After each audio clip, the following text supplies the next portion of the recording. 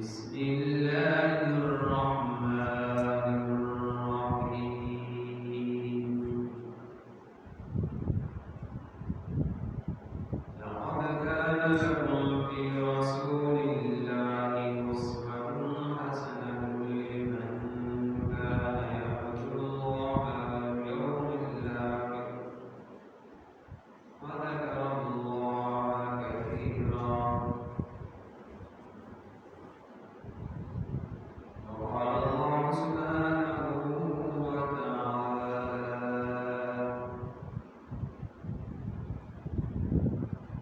وقضى ربك ألا تعبدوا إلا إياه وبالوالدين إحسانا إما يبلغن عندك الكبر أحدهما أو كلاهما فلا تقل لهما أف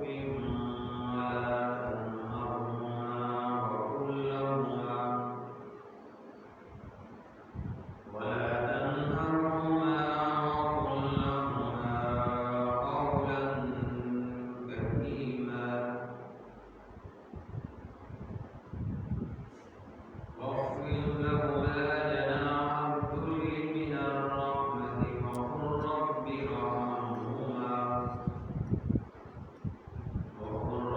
ارحمهما كما ربياني صغيرا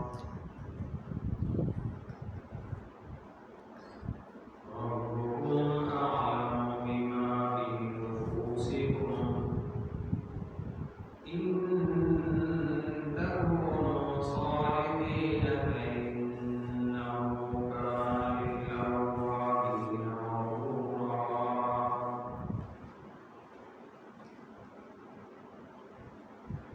وقال الله سبحانه وتعالى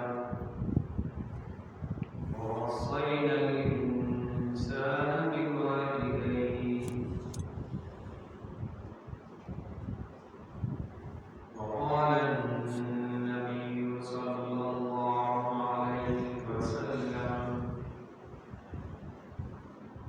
صحيح مسلم وقال النبي صلى الله عليه وسلم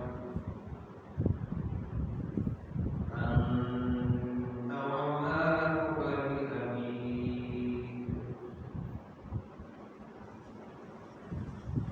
صدق الله وصدق رسوله النبي الكريم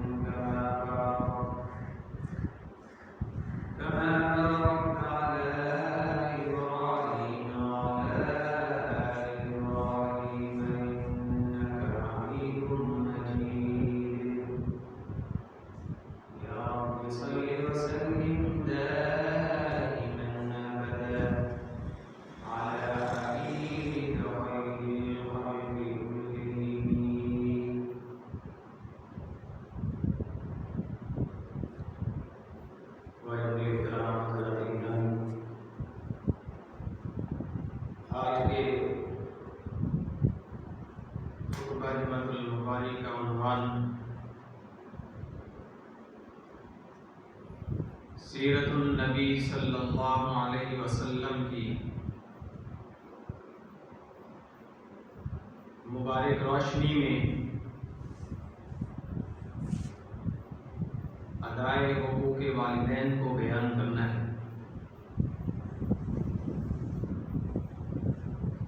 احکم الحاکمین کی بارگاہ میں دعا التجا ہے کہ اللہ تعالی مجھے اس موضوع پہ قرآن و سنت کی روشنی میں صحیح گفتگو کرنے کی توفیق بخشیں اور ہم کو پھر عمل پیرا ہونے کی بھی توفیق بخشیں۔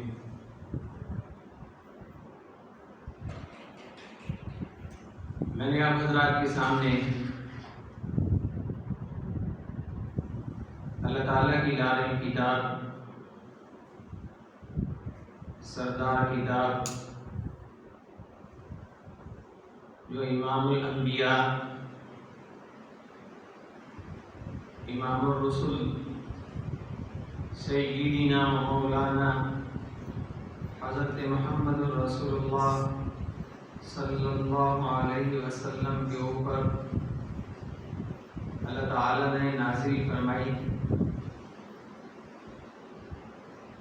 اس کتاب کے اندر سے سورۃ الاحزاب اور سورہ بنی اسرائیل کی چند آیات مبارکہ اور ذخیرہ احادیث میں سے فرمان رسول صلی اللہ علیہ وسلم کی تلاوت حاصل کرنے کی سعادت نصیب ہوئی۔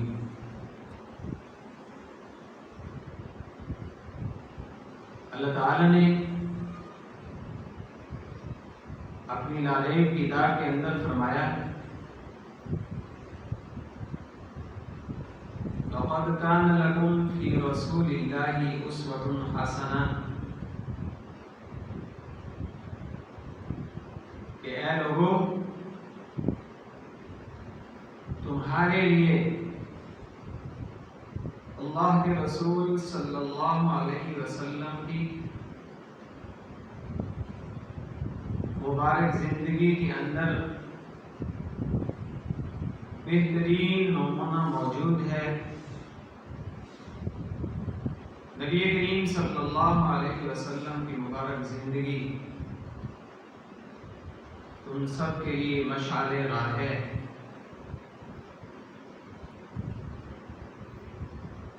تم اپنی زندگیوں کو نبی کریم صلی اللہ علیہ وسلم کی زندگی کی روشنی لے کر اپنی زندگی کو بھی روشن کر سکتے ہو، منور کر سکتے ہو۔ اس روشنی کو لے کے دنیاوی زندگی جو مومن کے لیے قید خانہ ہے، نبی کریم صلی اللہ علیہ وسلم کی مبارک زندگی سے روشنی لے کر اس مصیبت والے گھر میں اپنے سفر کو جاری رکھ سکتے ہیں۔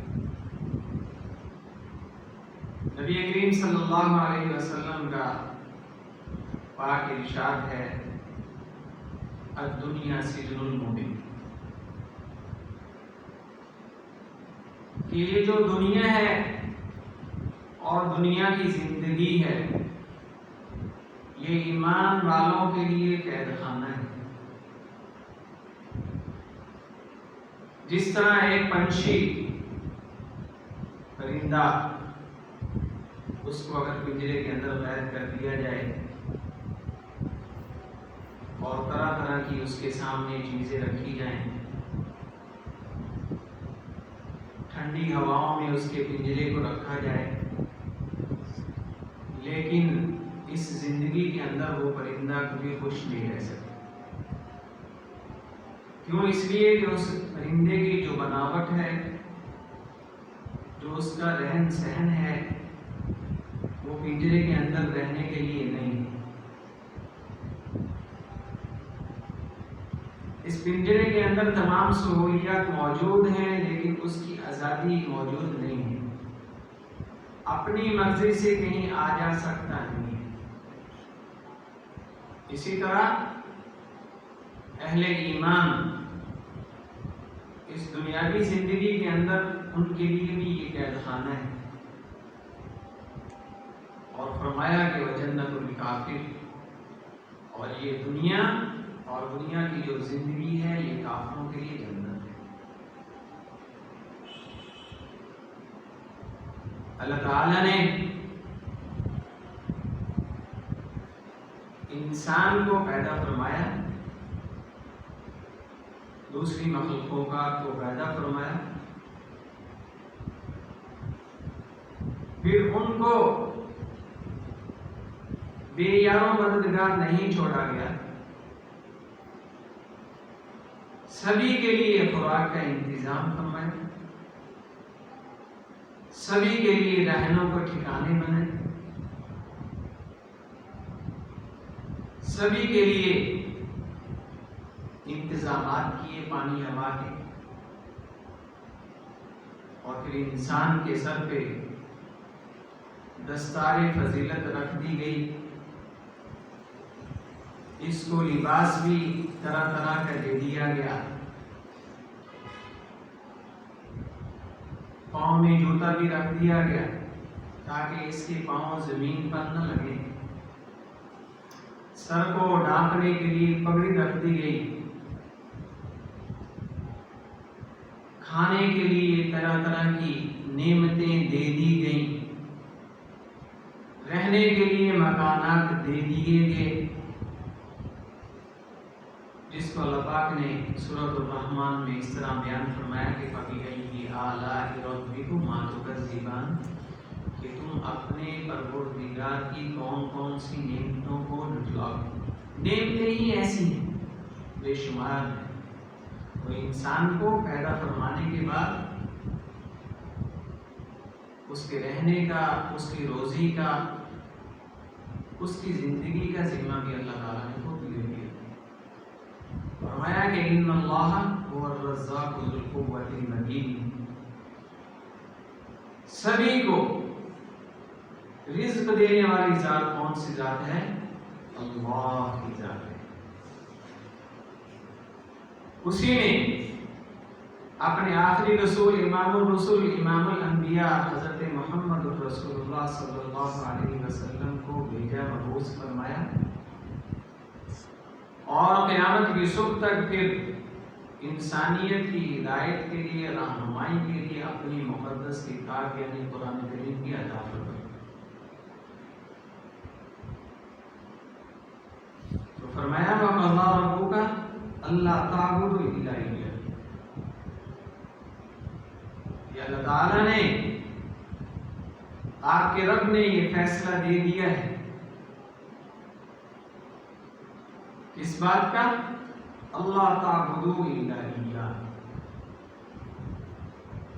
کہ لا الہ الا اللہ محمد رسول اللہ کو پڑھنا ہے، اللہ کی وحدانیت کو تسلیم کرنا ہے، اللہ کے رسول کی رسالت کو تسلیم کرنا ہے، تسلیم کر لینے کے بعد پھر عبادات میں آنا ہے، عبادات مالی ہوں بدنی ہوں سبھی کو بجا لانا ہے۔ فرمایا کہ اللہ تعبدو، اس کی عبادت کرنی ہے، الا ایاہ، اللہ کی عبادت کرنی، اور کسی کی عبادت نہیں کرنی۔ جبین نیاز اسی کے سامنے جھکانا ہے، رکوع اسی کو کرنا ہے، سجدہ اسی کو کرنا ہے۔ کب کرنا ہے؟ جو اللہ کے رسول صلی اللہ علیہ وسلم نے وقت مقرر فرما دیے ہیں، وہ فرض ہیں، ان میں تو کرنا ہی۔ تو فرمایا اللہ ہی کی عبادت کرنی ہے۔ آگ میں جلا دیے جاؤ پھر بھی اسی کی عبادت ہے۔ آروں کے ساتھ کاٹ دیے جاؤ، چیر دیے جاؤ، پھر بھی اسی کی عبادت کرو، قید خانوں میں ڈال دیے جاؤ، پھر بھی اللہ ہی کی عبادت کرو، سمندروں میں دریا میں غرق کر دیے جاؤ، پھر بھی کس کی عبادت کرنی؟ اسی کی عبادت۔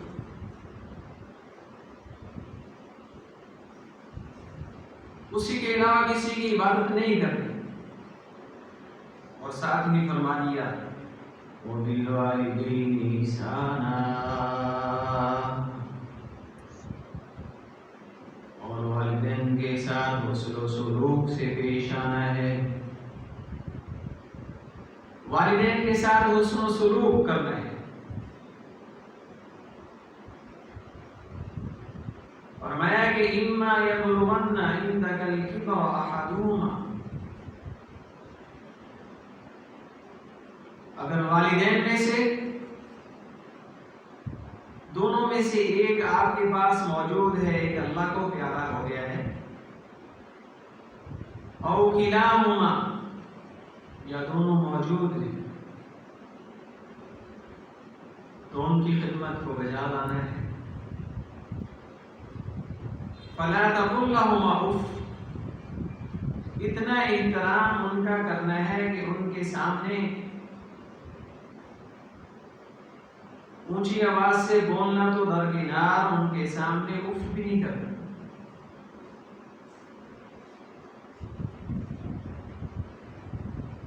اور بھی تشریح بیان فرمائی کہ منہ سے اف بھی نہیں کرنا، جب ان کے سامنے جانا ہے تو اپنے چہرے کے نقوش کو بھی صحیح رکھنا ہے، اپنے رویوں کو بھی صحیح رکھنا ہے۔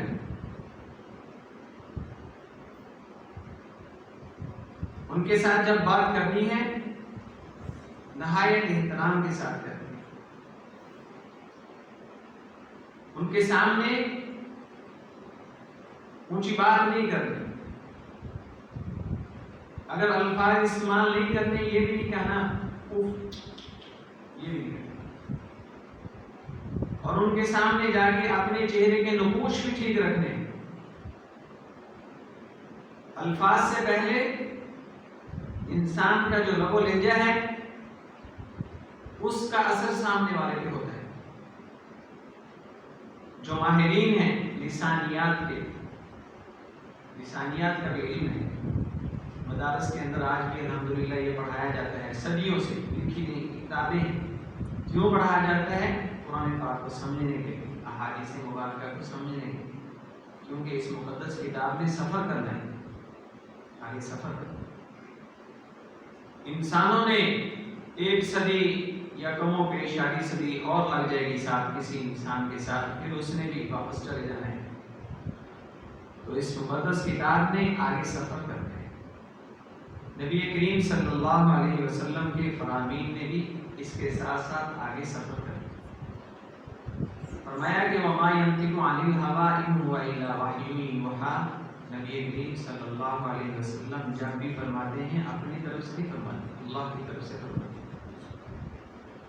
تو جس طرح قرآن پاک میں قرآن پاک کے اوپر ایمان رکھنا، قرآن مانا ہے الفاظ کا اور معنی کا، اسی طرح فرمان رسول صلی اللہ علیہ وسلم پہ بھی اسی طرح ایمان رکھنا، عقیدہ رکھنا، یہ بھی فرض ہے، ضروری ہے۔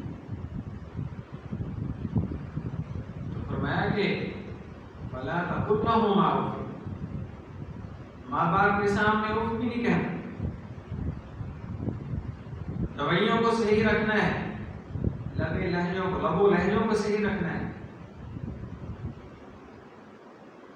ولا تنہرہما، اور کبھی بھی ان کو جھڑکنا نہیں ہے، ان کا مقام بہت اونچا ہے۔ کیسے اونچا ہے؟ فرمایا کہ وَقَضَىٰ رَبُّكَ أَلَّا تَعْبُدُوا إِلَّا إِيَّاهُ وَبِالْوَالِدَيْنِ إِحْسَانًا، اللہ پاک نے اپنے مبارک تذکر کے ساتھ ان کا ذکر فرمایا، والدین کے ذکر کو اپنے ذکر کے ساتھ فرمایا۔ جو صاحب اولاد لوگ ہیں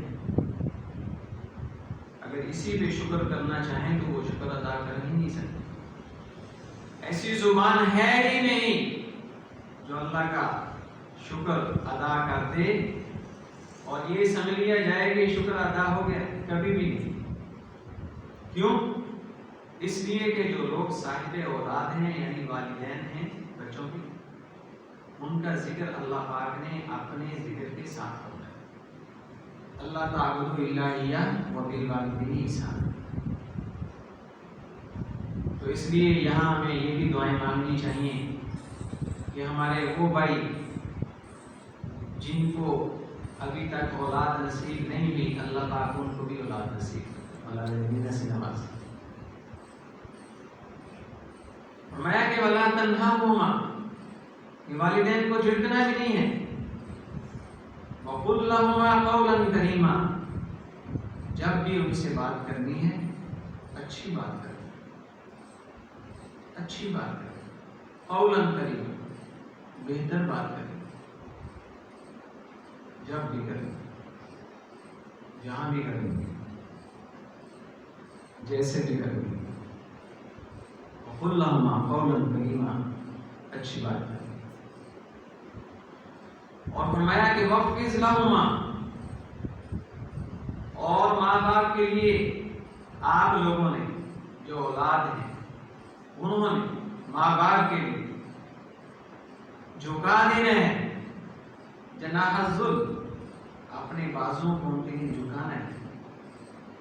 ان کے سامنے جب جانا ہے، ان کی بات جب سامنے آ جائے گی تو ان کی بات کے بعد اپنی بات کو ان کے آگے نہیں رکھنا، انہیں کی بات کو لینا ہے، اپنے آپ کو جھکا دینا ہے ان کے سامنے، اپنے بازوں کو، اپنے پروں کو ان کے سامنے جھکانا ہے۔ وَاخْفِضْ لَهُمَا جَنَاحَ الذُّلِّ مِنَ الرَّحْمَةِ، سکون والی باتیں، سکون والے رویے ان کے سامنے ایسے جانا ہے، ایسے اپنے آپ کو جھکانا ہے کہ ان کو راحت پہنچے، آرام پہنچے۔ وَقُلْ رَبِّ ارْحَمْهُمَا كَمَا رَبَّيَانِي صَغِيرًا، اور اللہ تعالیٰ نے نبی کریم صلی اللہ علیہ وسلم سے اپنی مقدس کتاب کے اندر واضح طور پر یہ فرما دیا، وَقُلْ، کہ اے پیارے نبی صلی اللہ علیہ وسلم آپ ان سب سے فرما دیجیے، قیامت کی صبح تک فرما دیجیے، کیا فرمائیں؟ کہ وہ یہ دعا مانگے، رب ارحمہما کما ربیانی صغیرا، اے ہمارے پروردگار ہمارے ماں باپ پر ایسے رحم فرمائیے، ایسا ان کے اوپر کرم فرمائیے، فضل فرمائیے، ایسی ان کو زندگی عطا فرمائیے، کما ربیانی صغیرا، کہ جیسے انہوں نے ہمیں بچپن میں پالا، ہمارے ساتھ محبت سے پیش آئے، جہاں جہاں ضرورت تھی وہاں وہاں ہماری ضروریات کو بہتر طریقے سے انہوں نے پورا کیا۔ انسان کے تین اس کی حالتیں ہیں اس دنیاوی زندگی میں، پہلے اس کا بچپنا ہے، پھر اس کی جوانی ہے، اور آخر میں اس کا بڑھاپا ہے۔ تو بچپنے میں انسان کے اوپر یہ حالتیں آتی ہیں، شروع میں پتہ ہی نہیں ہے کھانا کیسے ہے، رہنا کیسے ہے، کون سنبھالتا ہے؟ والدین سنبھالتے ہیں، پالتے ہیں، پوستے ہیں، سردی گرمی سے بچاتے ہیں، اسی کی ضروریات کا خیال رکھتے ہیں۔ اور جب یہ انسان بچپنے سے جوانی کی طرف آتا ہے تب اس کے لیے یہ ہدایات شروع ہو چکی ہیں کہ فَلَا تَقُلْ لَهُمَا، آپ جوانی کی طرف آ رہے ہو، اب آزمائش کا سلسلہ بھی شروع ہو گیا۔ شادی شدہ ہو تب بھی، ابھی شادی نہیں ہوئی تب بھی، جب ماں باپ کے سامنے جانا ہے، فَلَا تَقُلْ لَهُمَا، ان کے سامنے اف تک نہیں کرنا، وَلَا تَنْهَرْهُمَا، جھڑکنا نہیں ہے. وَقُلْ لَهُمَا قَوْلًا كَرِيمًا، اچھی بات کہنی ہے، نرمی کے ساتھ بات کرنی ہے. وَاخْفِضْ لَهُمَا جَنَاحَ الذُّلِّ مِنَ الرَّحْمَةِ، اپنے بازوؤں کو ان کے سامنے جھکانا ہے. اور نبی کریم صلی اللہ علیہ وسلم کا فرمان علی شان ہے کہ یہ دعا بھی اپنی زندگی میں مانگتے رہنا ہے ماں باپ کے.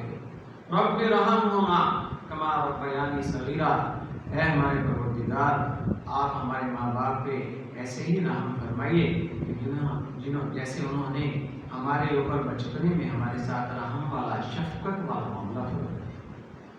یہ ہمیں ہر وقت نمازوں میں اپنی زندگی میں اس دعا کو یاد کرنا چاہیے اور اس کو مانگتے رہنا چاہیے. کون سی دعا؟ رب ارحمہما کما ربیانی صغیرا، رب ارحمہما کما ربیانی صغیرا، رب ارحمہما کما ربیانی صغیرا. آگے فرمایا ربکم اعلم بما فی نفوسکم، تمہارا رب تمہیں روزی دینے والی ذات وہ زیادہ جانتی ہے جو تمہارے دلوں کے اندر چھپا ہوا ہے، تمہارے نفوس میں. ان تکونوا صالحین فإنہ کان للأوابین غفورا. اس آیت مبارکہ میں اللہ تعالیٰ اس بات کو بیان فرما رہے ہیں کہ انسان کے اندر غصہ بھی رکھ دیا گیا، نرمی بھی رکھ دی گئی، شفقت بھی رکھ دی گئی، اس کے اندر بہت ساری صفات رکھ دی گئی. تو اگر والدین کے ساتھ کبھی زندگی میں غصہ آ ہی جاتا ہے، انسان ہونے کے ناطے کوئی ایسے منہ سے نکل ہی جاتا ہے، رویوں سے کوئی غلط رویہ ہو ہی جاتا ہے، اور پھر انسان ان کے پاس یا ان سے ہٹ کے انسان کے دل میں یہ آئے کہ یہ میرے ماں باپ ہے، مجھ سے کیسی جہالت ہو گئی، مجھ سے کون سی یہ غلطی ہو گئی. تو اللہ کے ہاں توبہ طائب ہوتا ہے تو اللہ پاک فرماتے ہیں فَإِنَّهُ كَانَ لِلْأَوَّابِينَ غَفُورًا. اللہ تعالیٰ جو ہے اس معافی کو، اس سوچ کو جو والدین کے لیے اچھائی کی سوچ آئی کہ یہ مجھ سے کیا ہو گیا، تو اللہ پاک جو ہے بخشنے والے ہیں، رحم فرمانے والے ہیں.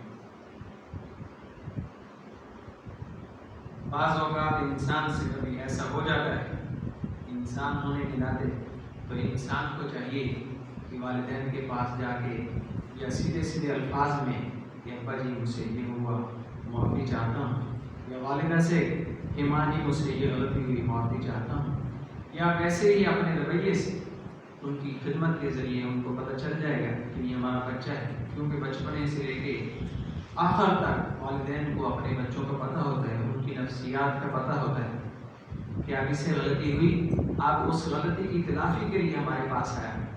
پھر والدین کے جو شفقت والے، ان کے رحم والے، ان کی محبت والے جو دروازے ہیں وہ ہر وقت کھلے رہتے ہیں. اولاد کے لیے کبھی والدین کے دروازے شفقت والے، رحم والے بند نہیں.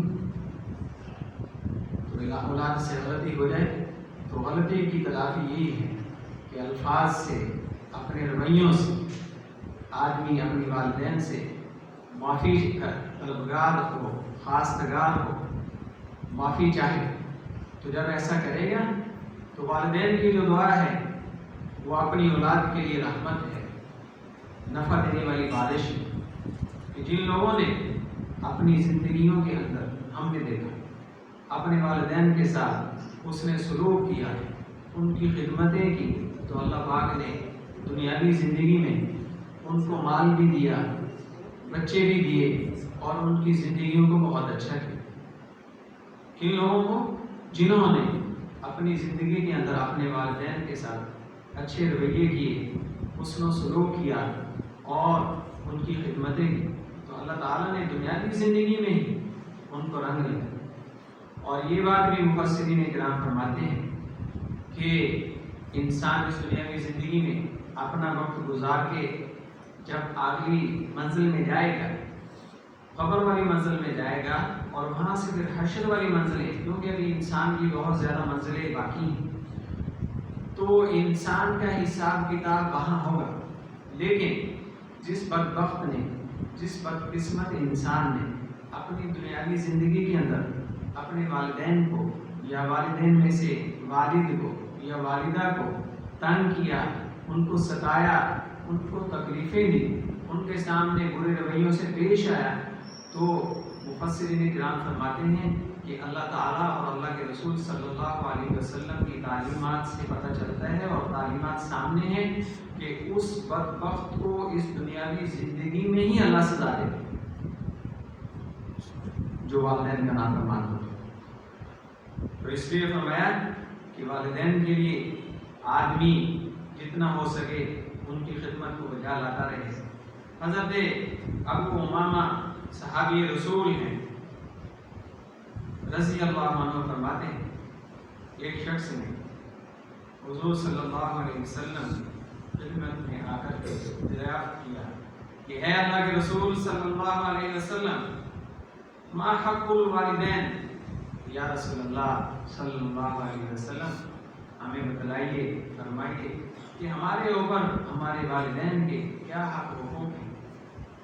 حضور صلی اللہ علیہ وسلم نے فرمایا وما جنتک ونارک، فرمایا کہ تمہارے والدین وہی تمہارے لیے جنت بھی ہیں، وہی تمہارے لیے دوزخ بھی ہیں۔ مطلب کیا کہ اگر تم دنیاوی زندگی میں ان کی خدمت کرو گے تو وہی تمہارے لیے جنت بن جائے گی، جنت کے دروازے بن جائیں گے، اور اگر تم نے دنیاوی زندگی میں ان کی نافرمانی کی تو پھر وہی تمہارے لیے ان کی جو نافرمانی ہے تمہارے لیے جہنم میں جانے کا سبب بن جائے۔ ایک مرتبہ ایک شخص نے حضور صلی اللہ علیہ وسلم سے دریافت کیا من احق بحسن صحابتی، میرے حسن سلوک کا سب سے زیادہ کون مستحق ہے؟ حضور صلی اللہ علیہ وسلم نے فرمایا آپ کی والدہ محترمہ آپ کے سب سے زیادہ حسن سلوک کی وہ مستحق ہے۔ پھر اس نے دوبارہ نبی کریم صلی اللہ علیہ وسلم کی خدمت میں سوال کیا ثم من، یا رسول اللہ صلی اللہ علیہ وسلم اس کے بعد کون زیادہ مستحق ہے؟ آپ صلی اللہ علیہ وسلم نے جواب فرمایا ثم من، پھر سب سے زیادہ مستحق جو ہے تمہاری ماں ہی ہے، تمہارے حسن سلوک۔ پھر اس نے تیسری مرتبہ نبی کریم صلی اللہ علیہ وسلم کی خدمت میں یہی سوال کیا کہ یا رسول اللہ پھر سب سے زیادہ کون مستحق ہے کہ جس کے ساتھ میں حسن سلوک سے پیش آؤں؟ نبی کریم صلی اللہ علیہ وسلم نے پھر یہی جواب فرمایا کہ تمہاری ماں تمہارے سب سے زیادہ حسن سلوک کی مستحق ہے، اس کے ساتھ تم حسن سلوک سے پیش آؤ۔ پھر اس شخص نے نبی کریم صلی اللہ علیہ وسلم سے یہ سوال کیا یا رسول اللہ صلی اللہ علیہ وسلم اب سب سے زیادہ کون مستحق ہے؟ پہلی دفعہ بھی آپ نے والدہ محترمہ کا فرمایا، دوسری مرتبہ بھی آپ نے والدہ محترمہ کا فرمایا، اور تیسری مرتبہ بھی آپ نے والدہ محترمہ کا فرمایا۔ اب کون سب سے زیادہ مستحق ہے؟ نبی کریم صلی اللہ علیہ وسلم نے فرمایا ثم ابوک، اب تمہارا باپ جو ہے وہ آپ کے حسن و سلوک کا سب سے زیادہ مستحق ہے۔ تین مرتبہ والدہ کے لیے اور پھر بعد میں والد کا مقام جو ہے اس کو بیان فرما دیا۔ امام قرطبی رحمۃ اللہ علیہ مشہور مفسر قرآن ہیں، انہوں نے صحیح بخاری شریف کے حوالے سے یہ واقعہ نقل فرمایا ہے کہ حضرت اسماء رضی اللہ عنہ جلیل القدر صحابی ہیں، انہوں نے نبی کریم صلی اللہ علیہ وسلم کی خدمت میں یہ سوال کیا کہ یا رسول اللہ صلی اللہ علیہ وسلم میری والدہ میرے پاس آتی ہیں لیکن حال یہ ہے کہ وہ مسلمان نہیں ہے، مشرکہ ہے، وہ مشرک عورت ہے، آیا کہ میں اس کے ساتھ کیسے پیش آؤں؟ حسن سلوک کے ساتھ پیش آؤں؟ اس کے ساتھ میرا حسن سلوک کرنا یہ جائز بنتا ہے یا نہیں؟ حضرت اسماء رضی اللہ عنہ نبی کریم صلی اللہ علیہ وسلم کی خدمت میں یہ سوال کیا۔ نبی کریم صلی اللہ علیہ وسلم نے حضرت اسماء رضی اللہ عنہ ان کو یہ جواب فرمایا کہ سنی امہ کی کہ اپنی ماں کے ساتھ صلہ رحمی کرو، ان کی خاطر مدارت کرو، اگرچہ وہ کافر ہیں، مشرک ہیں، لیکن پھر بھی جب بھی تمہارے پاس آئیں تو ان کے ساتھ حسن سلوک سے پیش کرو۔ اور قرآن پاک میں اگر کسی مسلمان کے والدین کافر ہیں تو ان کے بارے میں فرمایا وَصَاحِبُهُمَا فِي الدُّنْيَا مَعْرُوفًا، اگرچہ کسی مسلمان کے والدین وہ کافر ہیں ان کے ساتھ بھی قرآن کریم کی یہ تعلیم ہے کہ وہ جب بھی مسلمان آدمی کے پاس اس کے کافر والدین آئیں تو قرآن کریم حسن والی کتاب ہے، حسن والے نبی ہیں، ان کی حسن والی تعلیمات ہیں۔ وہ فرما رہے ہیں کہ جب بھی کافر والدین مسلمان شخص کے پاس آئیں تو اس کو یہی تعلیم ہے کہ وَصَاحِبُهُمَا فِي الدُّنْيَا مَعْرُوفًا، ان کے ساتھ اچھے رویے سے، اچھے حسن سلوک سے، تمیز سے، خدمت سے دنیاوی زندگی میں ان کے ساتھ ایسے پیش آئیں۔ جب وہ اس دنیا سے چلے جائیں گے پھر ان کا اور اللہ کا تعلق جیسا اللہ ان کے ساتھ معاملہ فرمائیں، یہ ہمارے پیارے نبی کریم صلی اللہ علیہ وسلم نے ہمیں تعلیمات فرمائی۔ 29 منٹ ہو گئے ہیں، تو آخر میں 4-5 شعراء کرام کی شعر بھی تھے، عربی کے، پنجابی کے، اردو کے۔ چونکہ ٹائم جو ہے یہ دنیا ٹائم کے ساتھ لگی ہوئی ہے، کبھی بھی نہیں ہم نے دیکھا کہ سورج جو ہے وہ مشرق سے شمال کی طرف چلا گیا، کبھی بھی۔ تو اسی وجہ سے ٹائم پہ انشاءاللہ ہم نے ختم کرنا ہے۔ اللہ پاک کی بارگاہ میں دعا التجا ہے کہ اللہ تعالیٰ جو باتیں کہیں سنی حقوق والدین کے اوپر قرآن و سنت کی روشنی میں جو بیان کرنے کی توفیق بخشی، اللہ تعالیٰ نے اللہ پاک ہم سب کو ان باتوں پہ عمل کرانے کی توفیق بخشی۔ وآخر دعوانا ان الحمد للہ رب العالمین، سنت اللہ۔